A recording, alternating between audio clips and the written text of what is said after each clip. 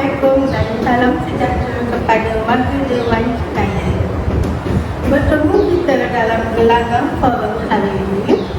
Pada hari yang penuh barakah ini, forum kita kali ini bertajuk Tumbang Mahram yang agak tercaci dikatakan oleh netizen-netizen di luar sana. Warga Dewan sekalian bak kata orang tak kenal maka tak cinta. Izinkan saya memperkenalkan diri saya. Terlebih dahulu, saya Armi bertindak sebagai moderator pada forum kita hari ini. Seterusnya ingin saya memperkenalkan ahli panel kita pada hari ini. Di sebelah kanan saya, panel 1, Nabila. Dan di sebelah kiri pula, panel 2, Nur Haina. Dan di ujung sekali panel 3, Sumaya. Sebelum kita memulakan perbincangan pada hari ini, izinkan saya mengupas sedikit tentang Tumbang Mahram. Tumbang Mahram ialah perbuatan zina yang dilakukan oleh seseorang yang ada pertalian darah atau nasab hubungan dengan manusia. Tumbang Mahram ini juga dapat didefinisikan sebagai hubungan jenis antara mereka yang mempunyai tali persaudaraan dan perkahwinan antara mereka yang tidak sah di sisi undang-undang atau dilarang oleh adat dan agama. Baiklah, saya akan mengajukan beberapa soalan kepada panel kita pada hari ini. Sebelum kita memulakan sesi forum kita pada hari ini, saya minta ahli dewan sekalian untuk menyediakan nota dan pen bagi mencatat ilmu yang akan disampaikan.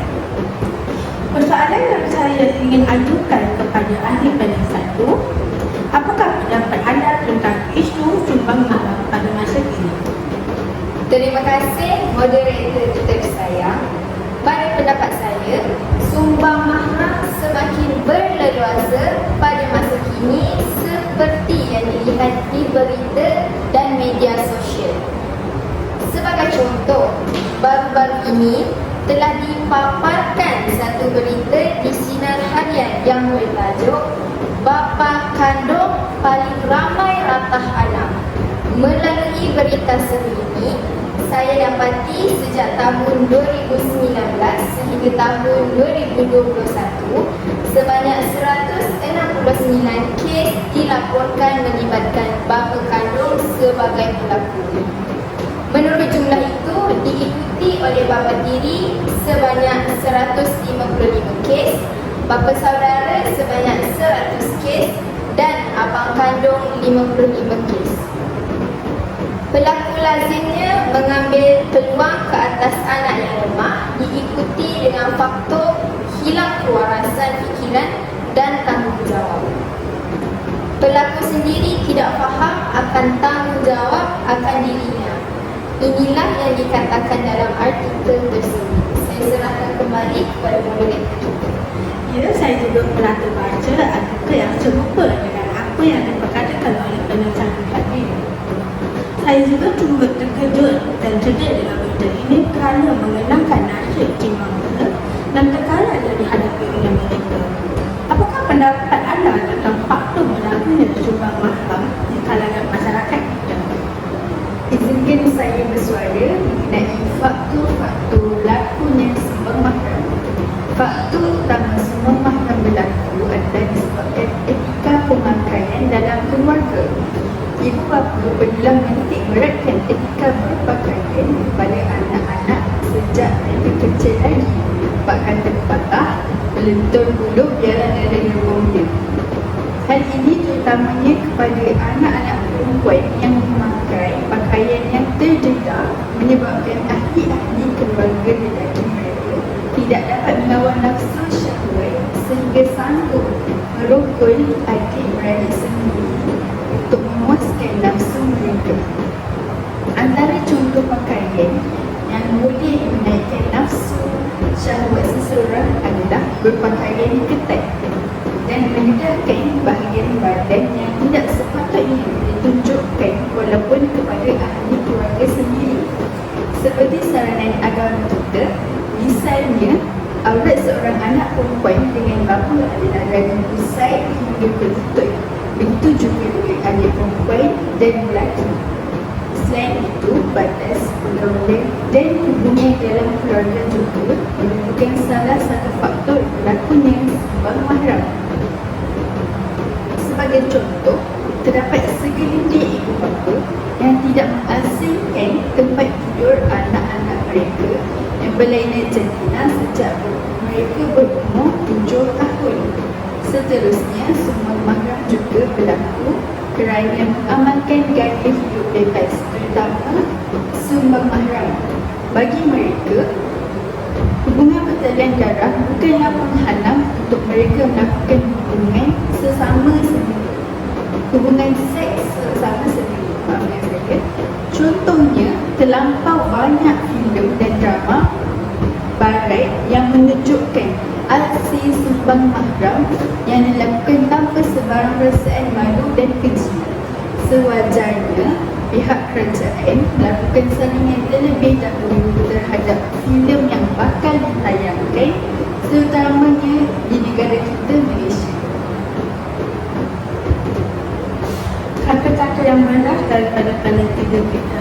Saya setuju dengan apa yang dikatakan oleh penelitian sebentar tadi mengenai faktor berlakunya sembang mahram dalam masyarakat kita seperti etika berpakaian, batas pergaulan dan hubungan dalam keluarga, serta mengikuti perkembangan negara-negara barat.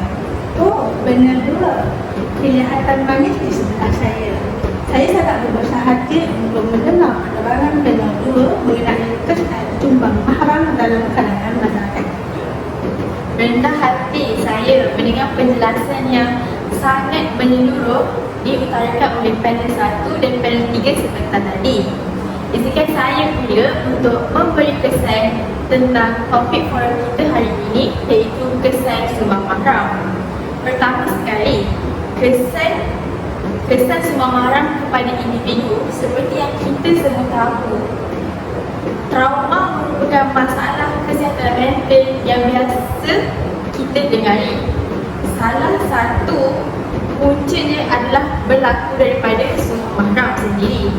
Individu berkemungkinan untuk menghadapi masalah tekanan perasaan yang terlampau sehingga mereka terdorong untuk melakukan perkara yang tidak diingini seperti membunuh diri kerana mereka tidak sanggup untuk berhadapan dengan pandangan masyarakat yang sering memandang serong terhadap perbuatan mereka yang lepas.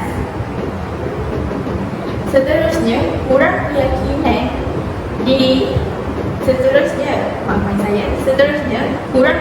diri dan juga kemurukan. Hal ini kerana sembang mahram menyebabkan individu kurang bergaul dengan ahli masyarakat sehingga menyebabkan mereka berasa terpinggir dengan masyarakat yang lain.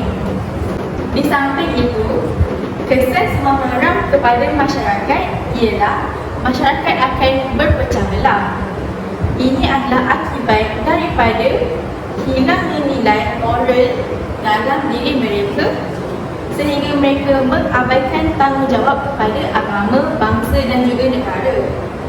Selanjutnya, kesan sembang mahram terhadap negara ialah gejala sosial akan semakin meningkat kerana gejala ini turut menyumbang kepada masalah pembuangan bayi yang semakin meningkat dan ini mencetuskan fenomena baharu di negara kita.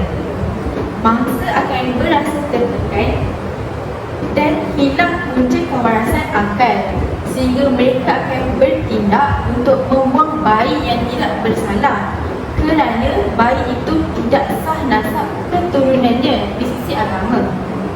Ini sahaja daripada saya. Terima kasih. Saya serahkan semua kepada moderator kita yang cantik lagi berseri. Wah, terkejut saya mendengar penjelasan panel 2. Ya, sangat membuka mata saya bahawa betapa besarnya impak sembang mahram kepada individu, masyarakat dan juga negara. Ini jelaslah bahawa sembang mahram sangat memberikan keburukan kepada kita semua. Oleh yang demikian, warga Dewan sekalian, marilah kita berehat menarik nafas lega sebentar. Kita akan menyambung semula perbincangan kita selepas ini. Terima kasih.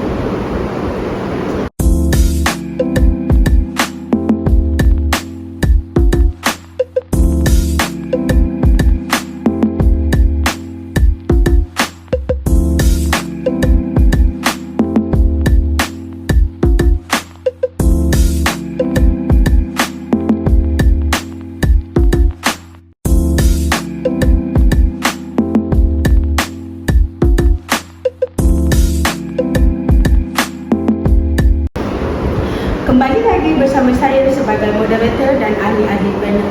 Warga Dewan sekalian, marilah kita menyambung semula perbincangan kita sebentar tadi. Seperti yang kita semua tahu, setiap masalah pasti ada dalam penyelesaiannya. Mak kata pepatah, setiap penyakit ada ubatnya. Setiap masalah ada penyelesaiannya.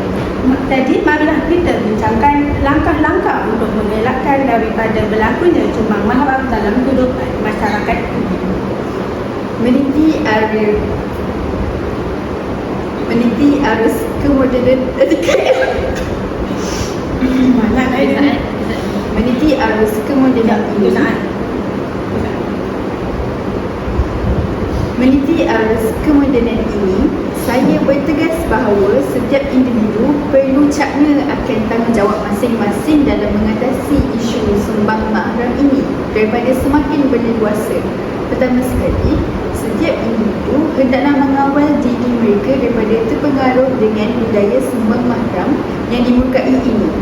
Setiap individu pastinya mempunyai rasa ingin tahu yang lebih tinggi daripada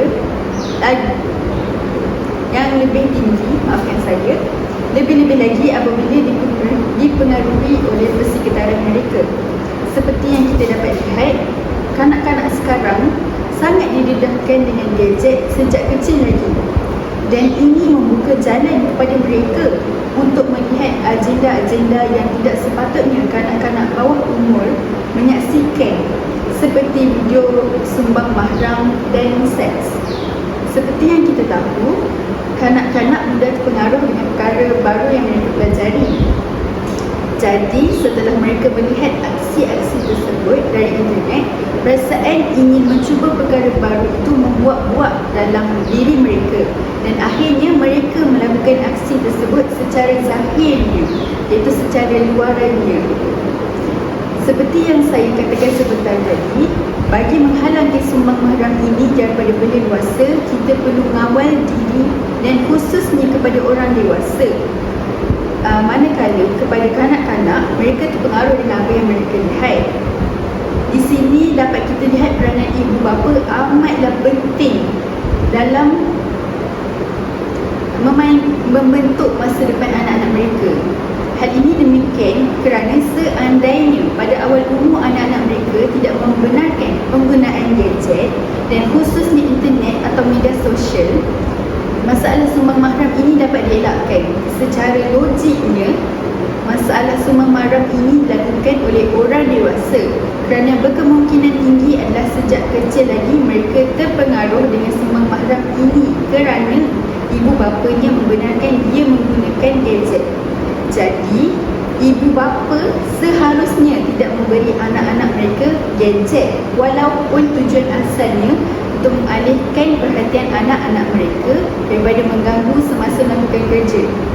Sebagai alternatifnya, ibu bapa boleh menggantikan dengan buku lukisan atau buku untuk dibaca supaya dapat mengalihkan perhatian anak-anak mereka daripada mengganggu kerja-kerja tersebut. Ataupun ibu bapa perlu menghadkan penggunaan gadget. Misalnya pada waktu pagi hanya sejam dan pada waktu malam juga sejam.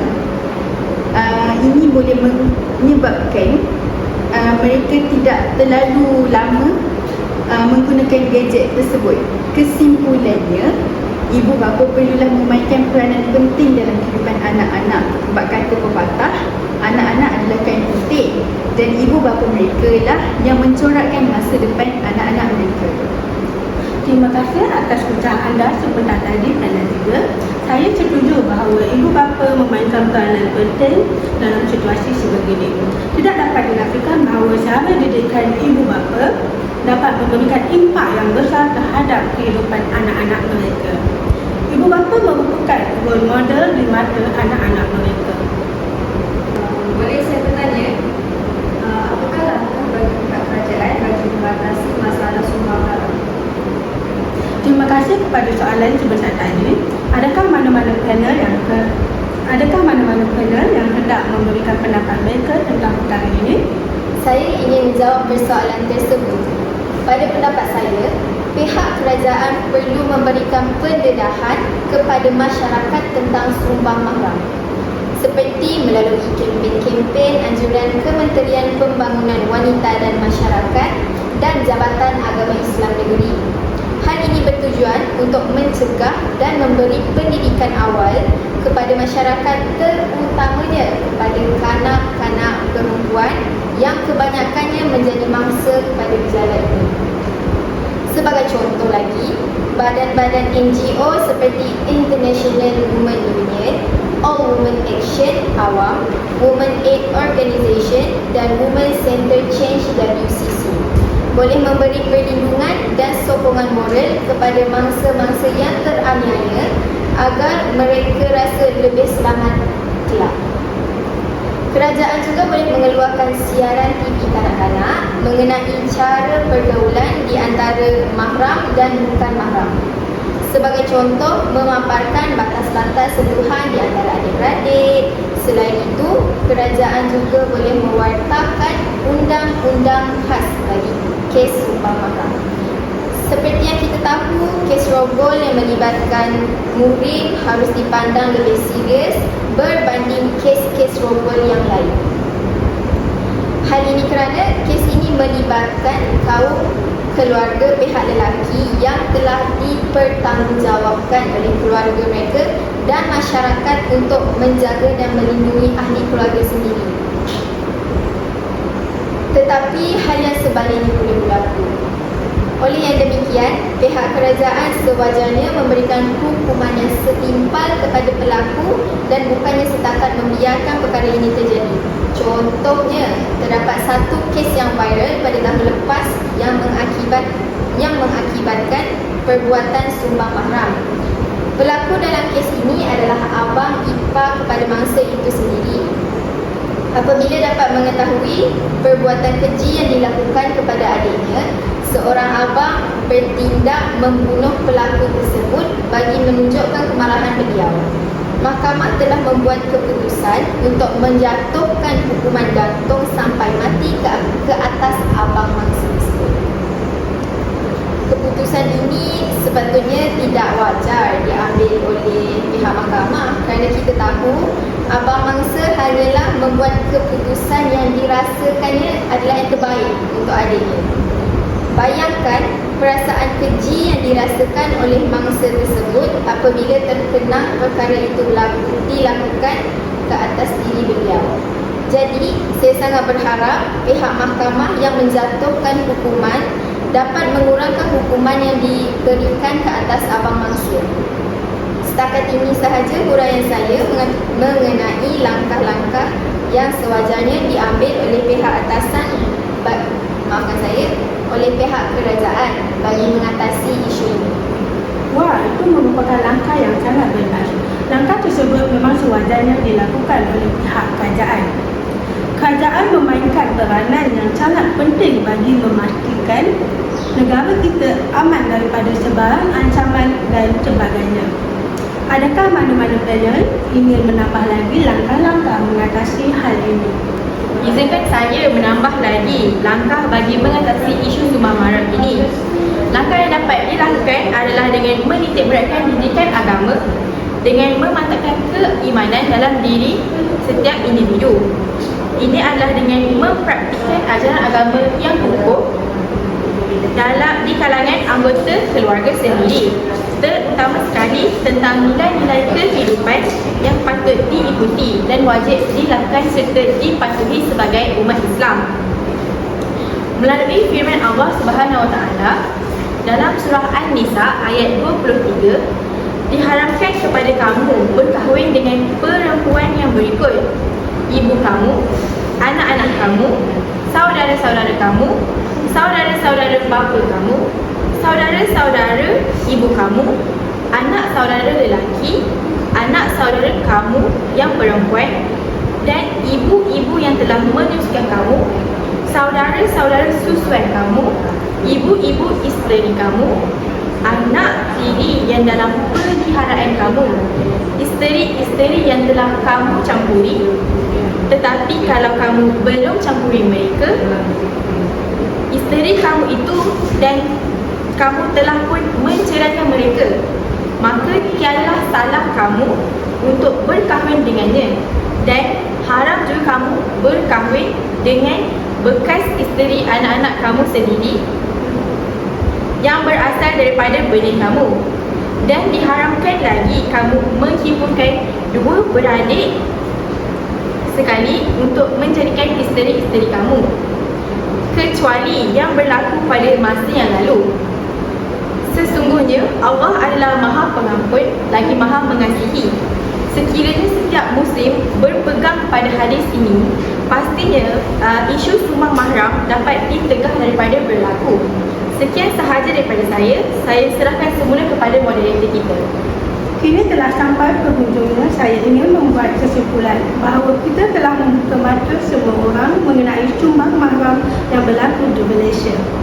Dengan ini kita dapat mengetahui faktor berlakunya perkara ini dan langkah dalam mengatasinya. Demikian diskusi kelompok mengenai sumbang mahram. Mari kita mengucapkan hamdalah. Saya sebagai moderator pada hari ini ingin memohon maaf atas kesilapan sepanjang forum ini berlangsung. Yang salah semuanya datang dari diri saya dan ahli-ahli panel, dan yang baik semuanya datang daripada Allah Subhanahu Wa Taala. Sekian, terima kasih. Terima kasih. Saya rasa telah banyak perkongsian ilmu mengenai tajuk forum kita, iaitu sumbang mahram yang telah diberikan oleh panel-panel kita. Sudah tiba masanya saya buka ruang pada warga dewan untuk menanyakan beberapa soalan kepada ahli panel kita. Kami berbesar hati menjawab persoalan-persoalan yang bakal dikemukakan oleh penonton. Sekian dari